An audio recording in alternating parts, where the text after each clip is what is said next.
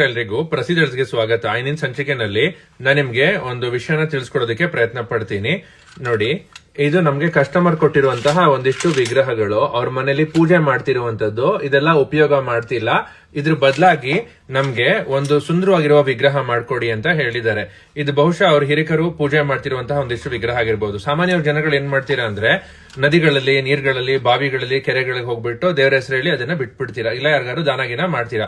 ಇದನ್ನೆಲ್ಲ ಯಾರು ಪೂಜೆ ಮಾಡೋದಿಲ್ಲ, ಯಾಕಂದ್ರೆ ಸೌದಿರುತ್ತೆ, ಜಗ್ಗಿರುತ್ತೆ, ನಗ್ಗಿರುತ್ತೆ, ತುಂಬಾ ಪ್ರಾಬ್ಲಮ್ಗಳಿರುತ್ತವೆ. ಅಥವಾ ನಿಮ್ಗೆ ತುಂಬಾ ವಿಗ್ರಹ ಬೇಡ, ಒಂದೇ ವಿಗ್ರಹ ಸಾಕು, ಎಲ್ಲಾನು ಮೆಲ್ಟ್ ಮಾಡಿ ಒಂದ್ ವಿಗ್ರಹ ಮಾಡಿಸ್ಕೊಂಬೇಡ ಅಂತ ಇರುತ್ತೆ. ಸೊ ಆ ತರ ಐಡಿಯಾ ಅಥವಾ ಅಭಿಲಾಷೆ ಯಾರಿಗಾರು ಇದ್ರೆ ಅವ್ರು ನಮ್ಮನ್ನ ಕಾಂಟ್ಯಾಕ್ಟ್ ಮಾಡಬಹುದು. ಅದರಿಂದ ನಿಮ್ಗೊಂದು ಎಕ್ಸಾಂಪಲ್ ತೋರಿಸ್ತೀನಿ ಯಾವ ತರ ವಿಗ್ರಹ ಮಾಡಬಹುದು ಅಂತ. ಸೊ ಕಸ್ಟಮರ್ ಇವಾಗ ಈ ತರ ವಿಗ್ರಹ ಕೇಳಿದ್ದಾರೆ, ಸೊ ಈ ತರ ಒಂದು ಹಿತ್ತಾಳಿನಲ್ಲಿ ಮಾಡ್ಕೊಡ್ಬಹುದು. ಇನ್ ಕೇಸ್ ಏನಾದ್ರು ನೀವು ಕೊಟ್ಟಿರೋ ವಿಗ್ರಹದಲ್ಲಿ ಒಂದಿಷ್ಟು ಬೆಳ್ಳಿನೋ ಚಿನ್ನನೋ ಇದ್ರೆ ಅದು ಪಂಚಲೋಹ ಆಗತ್ತೆ. ಇನ್ನ ಬೇಕು ಅಂದ್ರೆ ಅದಕ್ಕೆ ಬೆಳ್ಳಿ ಚಿನ್ನ ಆಡ್ ಮಾಡಬಹುದು, ತಾಮ್ರ ಆಡ್ ಮಾಡಬಹುದು, ಅಥವಾ ಬೇರೆ ಉಪಕರಿಗಳನ್ನು ಕೂಡ ಮಾಡಿಸ್ಕೊಳ್ಬಹುದು.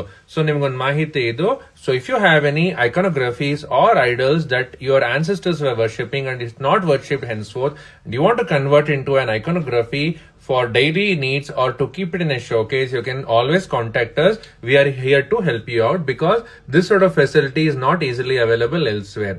Thank you.